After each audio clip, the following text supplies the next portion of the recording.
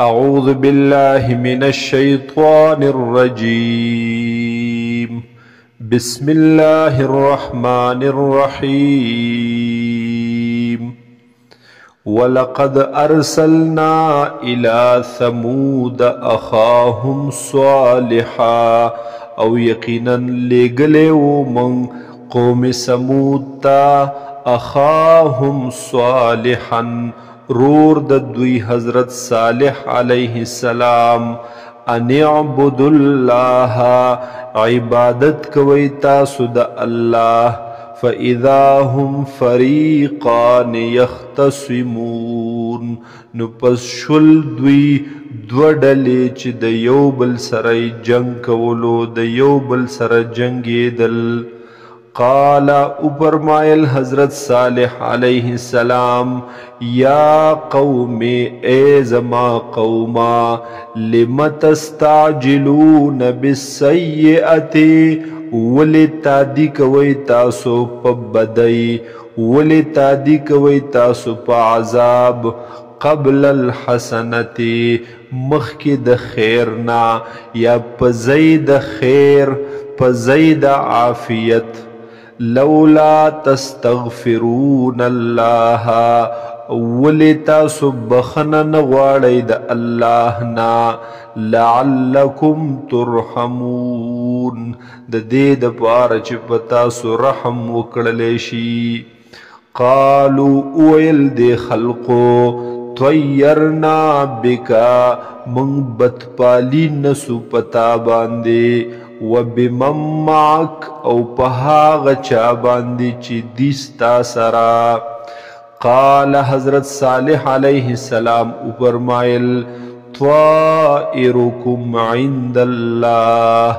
بدپالی ستاسو دی د الله سره، بل انتم قوم تفتنون بلکی یی تاسو یو قوم، داس قوم چې په فتنه کې اچولې شوي یا په امتحان کې اچولې شوي. وکان فی المدینة 9 رهط او په دې ښار کې د 9 کسانو یو ټولګی، یو جماعت، یفسدون فی الارض چې فساد بکولو دوی په ځمکه کې، ولا یصلحون او اصلاح بنکول دوی. قالوا اویل دغی کسانو، تقاسموا بالله په داسې حال کې چې قسمونه خوړل دوی په نوم د الله، لنبیتنه واهله چې خامخا به موږ د شپې حمله کوو په ده او په اهل د ده، په کور واله د ده. ثم لنقولن لولیه او بیا به خامخا وایو ولی د دتا هغې وارث د دې صالح علیه السلام ته، ما شهدنا مهلک اهله چې موږ نه وو حاضر هغې ځای د هلاکت د اهل د دتا، وَإِنَّا لَصَادِقُونَ او بېشکه خامخا یو موږ رښتوني. وَمَكَرُوا مَكْرًا او پټ تدبیر وکړو دوی په پټ تدبیر کولو سره. وَمَكَرْنَا مَكْرًا او موږ هم تدبیر وکړو په یو تدبیر کولو سره. وهم لا یشعرون په داسې حال کې چې دوی ته خبر نه و. فانظر کیف کان عاقبت مکرهم پس وګوره چې څرنګه شو انجام دغه پټ تدبیر د دوی. انا دمرناهم بشک من هلاک کړل دوی لرا، وقومهم اجمعین او قوم د دوی ټول لرا. فتلک بیوتهم پس دغه دی کورونه د دوی، خاویتن چې را غورځېدلي دي، را پریوتي دي، بما ظلمو په سبب د ظلم د دوی. ان فی ذالک لآیتا بیشکا پدی واقعا کی لوی نخد عبرت دا لقوم یعلمون دپار د قوم هاغی چی هغی پوهیگی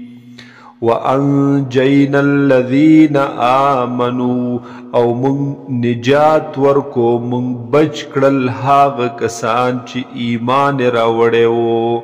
وَكَانُوا يَتَّقُونَ په داسې حال کې چې دوی ځان بچ کولو د نافرمانۍ د الله نه ولوطا او یاد کړه واقعا د حضرت لوط علیه السلام اذ قال لقومه هر کلا چې اویل هغه قوم خپلتا اتأتون الفاحشتا آیا راتلل کوي تاسو بے حیايي تا بدکاري تا وانتم تبصرون حالان کی تاسو اینئی چې دا بے حیايي دا یا تاسو پوهیږئ پدې چې دا بدکار دی بے حیايي دا ائنکم لتأتون الرجال شهوة آیا راتلل کوي تاسو سړو تا شهوتن په اراده د شهوت یا د پوره کولو د شهوت د پارا من دون النساء بغیر د زنانونا بل انتم قوم تجهلون بلکې یی تاسو یو قوم چې د جهالت کار کوي فما كان جواب قومه پس نو جواب د قوم الا ان قالوا مگر دا خبره چې ویل دوی اخرجوا آل لوط من قريتكم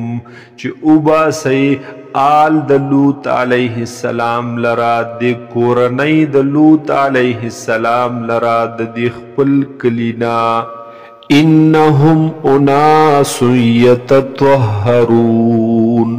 بیشکا دی دوی داس خلق چې پاکی خوخوی